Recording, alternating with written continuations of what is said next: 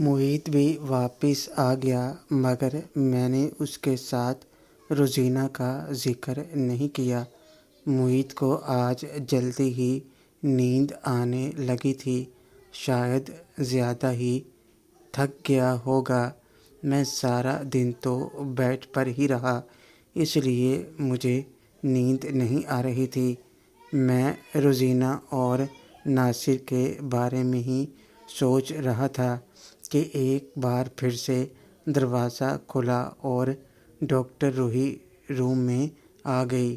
Doctor روحی کو اس وقت دیکھ کر میں حیران ہو گیا، کیونکہ وہ تو ڈے کی شفٹ میں ہوتی تھیں۔ پھر اس وقت کیسے؟ شیرو، آپ اس وقت یہاں؟ ڈاکٹر روحی، کیوں نہیں آ سکتی کیا؟ آج آپریشن زیادہ ہی لمبا چلا، اس لیے میں ریسٹ کرنے گھر چلی گئی تھی اور نائٹ شفٹ والے ڈاکٹر کے ساتھ اپنا ٹائم چینج کر لیا تھا۔ اس نے میری جگہ ڈیوٹی دی اور اب میں اس کی جگہ آئی ہوں۔ جبکہ سچائی یہ تھی کہ شیرو کے پاس رہنے کا موقع روحی ہاتھ سے نہیں جانے دینا چاہتی تھی، اس لیے ریکویسٹ کر کے اس نے آج پہلی بار نائٹ ڈیوٹی لی تھی۔ شیرو، او اچھا، تو اس لیے آپ ملنے نہیں آئی تھیں۔ مجھے لگا آپ بنا ملے ایسے ہی چلی گئیں۔ ڈاکٹر روحی، ایسے کیسے جا سکتی ہوں؟ دوست ہو تم میرے، کیا اتنا بھی نہیں کر سکتی میں؟ خیر، اب تو میں رات بھر تمہارے ساتھ ہوں، اگر نیند نہ آئے تو ہم باتیں کر سکتے ہیں۔ شیرو، سچ میں؟ ویسے مجھے بھی نیند نہیں آ رہی، سارا دن تو بیڈ پر لیٹا ہی رہا ہوں۔ ڈاکٹر روحی، پھر تو ہم بہت ساری باتیں کر سکتے ہیں۔ شیرو، ہاں، اگر آپ کو کوئی کام نہ ہو تو کیا پتہ کب کسی پیشنٹ کو دیکھنے جانا پڑے۔ ڈاکٹر روحی، ایسا تو کوئی پیشنٹ نہیں ہے، پر کہہ نہیں سکتے۔ ویسے ایک بات کہوں شیرو؟ کہیں، آپ کو پوچھنے کی ضرورت نہیں۔ ڈاکٹر روحی، تم بہت اچھے ہو، ایک لڑکی کی زندگی بچانے کے لیے تم اپنی جان پر کھیل گئے۔ میری نظروں میں تمہاری عزت اور بڑھ گئی ہے۔ شیرو، میں نے وہی کیا جو ایسی سچویشن میں کوئی بھی کر جاتا۔ ڈاکٹر روحی، سب ایسے نہیں ہوتے۔ شیرو، میں نے دیکھا ہے لوگوں کو عورت کی مجبوری کا فائدہ اٹھاتے ہوئے۔ یہاں پر تو اپنے بھی دشمنوں سے کم نہیں ہیں آج کل۔ ایک عورت کے لیے اس کی عزت ہی سب کچھ ہوتی ہے۔ تم نہیں جانتے کہ جب کسی کے ساتھ ایسی درندگی ہوتی ہے تو اس کی روح تک زخمی ہو جاتی ہے اور معاشرہ بھی اس کے لیے عورت کو ہی ذمہ دار ٹھہراتا ہے۔ اس لیے تو زیادہ تر لڑکیاں خودکشی کر لیتی ہیں۔ شیرو، صحیح کہا آپ نے۔ آپ یہ کن باتوں میں پڑ گئیں؟ ایسی باتیں سوچنے سے تو آپ کا موڈ آف ہو جائے گا، اور آپ کا موڈ خراب ہوا تو کسی کا علاج کیسے کریں گی؟ ڈاکٹر روحی، اچھا، پھر تم ہی بتاؤ کیا بات کریں؟ شیرو، آپ کسی انجیکشن کے بارے میں بتا رہی تھیں آج، کیا وہ آپ لا سکتی ہیں؟ ڈاکٹر روحی، تم کرنے کیا والے ہو کہیں تم؟ شیرو، جس لڑکے نے مہرین کا کڈنیپ کروایا تھا وہ اور بھی کئی لڑکیوں کی زندگی برباد کر چکا ہے، اور میں چاہتا ہوں کہ اب یہ بیماری دور کر دی جائے۔ ڈاکٹر روحی، اگر ایسی بات ہے تو تمہارا کام ہو جائے گا، پر یہ غیر قانونی ہے۔ شیرو، وہ میں دیکھ لوں گا، آپ پر کوئی آنچ نہیں آئے گی۔ ڈاکٹر روحی، میں اپنی نہیں تمہاری بات کر رہی ہوں۔ میں نہیں چاہتی تم مزید کسی چکر میں پھنس جاؤ۔ شیرو، ایسا کچھ نہیں ہوگا، فی الحال میرے لیے اس کو روکنا ضروری ہے جو پتہ نہیں کب تک معصوم زندگیوں سے کھیلتا رہے گا۔ ڈاکٹر روہی، کتنی لکی ہوگی وہ لڑکی جو تمہاری زندگی میں آئے گی۔ کتنی اچھی سوچ ہے تمہاری، کاش کہ میں۔ شیرو، کیا؟ ڈاکٹر روہی، کچھ نہیں، تم کافی پیو گے؟ میں گھر سے بنا کر لائی ہوں۔ شیرو، تو آپ پوری تیاری کے ساتھ آئی ہیں؟ ڈاکٹر روہی، سوچا جب تک تم یہاں ہو تو تمہارے ساتھ تھوڑا وقت سپینڈ کر لوں۔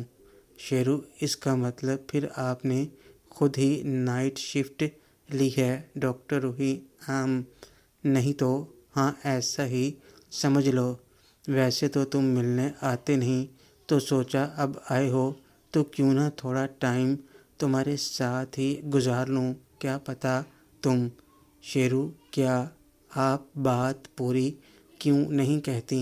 ڈاکٹر روہی، من ہی من میں، کیا پتہ تم بھی مجھے پسند کرنے لگو جیسے میں کرتی ہوں، کیا پتہ تم بھی مجھے پیار کرنے لگو جیسے میں کرتی ہوں۔ ڈاکٹر روہی، وہ بس ایسے ہی۔ اچھا، میں کافی لے کر آئی۔ ڈاکٹر روہی کافی لینے چلی گئیں اور میں ان کے بارے میں سوچنے لگا، روہی کا ایسے میرے لیے اپنی شفٹ بدلنا، اور اس کی باتوں کا مطلب میں سمجھنے کی کوشش کر رہا تھا۔ ڈاکٹر روہی تھوڑی دیر میں واپس آ گئیں اور ہم دونوں نے ساتھ میں کافی پی۔ ان کے ساتھ دیر تک میں باتیں کرتا رہا اور پھر وہ خود ہی آرام کرنے کا کہہ کر چلی گئیں۔ اگلی صبح جب آنکھ کھلی تو مہرین میرے سامنے تھی۔ اس نے مجھے سہارا دے کر بٹھایا تو سامنے دیکھا زینت، رحیلہ باجی اور نکہت خالہ بھی تھیں۔ موہت شاید چلا گیا تھا۔ زینت، گڈ مارننگ، اب طبیعت کیسی ہے؟ شیرو، اچھا ہوں، پر آپ سب اتنی صبح؟ موہت کہاں ہے؟ زینت، میں نے اسے بھیج دیا ہے، اب ہم سب یہاں ہیں تو اسے گھر جا کر ریسٹ کرنے کو کہہ دیا۔ شیرو، خالہ آپ؟ نکہت خالہ، 10 بج رہے ہیں، سوچا تمہیں بھوک لگی ہوگی تو ناشتہ لے کر میں بھی ان کے ساتھ آ گئی۔ رحیلہ باجی، سوری شیرو، ایک پرابلم ہو گئی ہے۔ شیرو، کیا ہوا؟ رحیلہ باجی، وہ آتے وقت غلطی سے امی نے سن لیا کہ تم ہسپتال میں ہو اور وہ بھی آ رہی ہیں صبا کے ساتھ۔ شیرو، اف، اب تو سب کو پتہ چل جائے گا، یہ آپ نے کیا کیا؟ زینت، تم تو ایسے ڈر رہے ہو جیسے تم نے کوئی چوری کی ہے، سب فخر کریں گے تم پر، اور تم ایسے ہی کر رہے ہو۔ نکہت خالہ، زینت سچ کہہ رہی ہے بیٹا، کوئی کچھ نہیں کہے گا تمہیں۔ مجھے بھی فون آیا تھا صابرہ خالہ کا، میں نے انہیں ساری بات بتا دی ہے۔ اتنے میں میرا فون بجنے لگا، میں نے دیکھا تو زرینہ خالہ کا فون تھا۔ اب میں کیا بات کرتا، میں نے فون نکہت خالہ کو دے دیا۔ نکہت خالہ نے زرینہ خالہ کا فون اٹینڈ کیا اور وہ باتیں کرتے ہوئے باہر چلی گئیں۔ شیرو، ہو گیا کھانا خراب، اب سب مل کر میری واٹ لگانے والے ہیں۔ زرینہ خالہ کا فون تھا اور وہ ابھی گھر بھی بتا دیں گی۔ زینت، تم یہ ڈرنا بند کرو، سب تم سے پیار کرتے ہیں، کوئی کچھ نہیں کہے گا۔ رحیلہ باجی، زینت ٹھیک کہہ رہی ہے۔ شیرو، ویسے آج تو سنڈے ہے، آج تم یہاں کیسے؟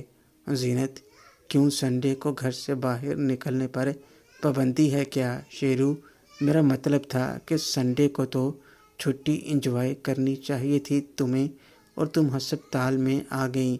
زینت، میرا بیسٹ فرینڈ ہسپتال میں ہو اور میں چھٹی انجوائے کروں؟ تم جلدی سے ٹھیک ہو جاؤ، پھر ساتھ میں مل کر ہم سب گھومنے چلیں گے۔ شیرو، تم کیسی ہو؟ مہرین، میں تو ٹھیک ہوں، پر میری وجہ سے تم اس حالت میں ہو مجھے اچھا نہیں لگ رہا۔ شیرو کیا ہوا ہے؟ مجھے تھوڑی سی چوٹ ہی تو لگی ہے، اگر تمہیں بچانے میں جان بھی چلی جاتی تو میں پرواہ نہیں کرتا۔ مہرین نے میرا اتنا کہتے ہی میرے منہ پر ہاتھ رکھ دیا۔ مہرین، خبردار، جو ایسی بات کی مریں تمہارے دشمن، تمہیں تو ہماری بھی عمر لگ جائے۔ یہ آواز صابرہ خالہ کی تھی اور ان کے ساتھ ہی صبا اور نگہت خالہ بھی تھیں۔ صابرہ خالہ تیز قدموں سے چل کر میرے پاس آئیں اور مجھے گلے لگا لیا۔ صابرہ خالہ، کیا حالت ہو گئی ہے؟ مجھے کسی نے بتایا کیوں نہیں؟ تو کل سے یہاں ہے اور مجھے آج پتہ چل رہا ہے، وہ بھی کسی نے خود سے نہیں بتایا۔ کیا اب میں پرانی ہو گئی ہوں؟ ہاں شیرو، ایسی بات نہیں ہے خالہ جی، تھوڑی سی چوٹ ہے تو میں نے سوچا کیوں سب کو پریشان کرنا۔ صابرہ خالہ، اس میں پریشان ہونے والی کیا بات ہے؟ صبا، کچھ زیادہ ہی سمارٹ نہیں بن رہا تو؟ تیری سب فکر کرتے ہیں کیونکہ تجھے سب پیار کرتے ہیں اور تو اتنی بڑی بات سب سے چھپا رہا ہے۔ ہمیں تو تم پر فخر ہے کہ تم ہمارے لیے اتنا کچھ کر سکتے ہو۔ رک تو، ابھی نہیدہ بھی آ رہی ہے، پھر تجھے بتاتی ہوں۔ نگہت خالہ، کوئی کچھ نہیں کہے گا میرے بچے کو، میں نے ہی منع کیا تھا سب کو بتانے سے۔ صابرہ خالہ ایسے نگہت خالہ کو دیکھنے لگیں جیسے کوئی انہونی ہو گئی ہو۔ صابرہ خالہ، نگہت، تو یہ کہہ رہی ہے؟ نگہت خالہ، بھول گئیں آپ، رضیہ نے خود کہا تھا کہ کیا غلط کہا میں نے؟ کیا یہ میرا بیٹا نہیں ہے؟ تمہارا بیٹا ہے، اور مہرین میری بیٹی۔ نگہت خالہ کی بات سن کر صابرہ خالہ تو حیران تھیں ہی، مہرین بھی شرما گئی ان کی بات پر۔ نگہت خالہ چل کر میرے پاس آئیں۔ اب دونوں طرف نگہت خالہ اور صابرہ خالہ بیٹھی تھیں۔ پھر دونوں نے اپنے ہاتھوں سے مجھے ناشتہ کروایا۔ کمرے میں اچھی خاصی رونق لگی تھی۔ زینت، رحیلہ باجی، مہرین، صبا ساتھ بیٹھ کر باتیں کرنے لگیں۔ صبا تو مہرین سے ساری کہانی شروع سے سن رہی تھی۔ کچھ دیر بعد آنٹی انکل بھی گئے۔ سنڈے تھا اور آج انکل بھی میری وجہ سے باہر نہیں گئے تھے۔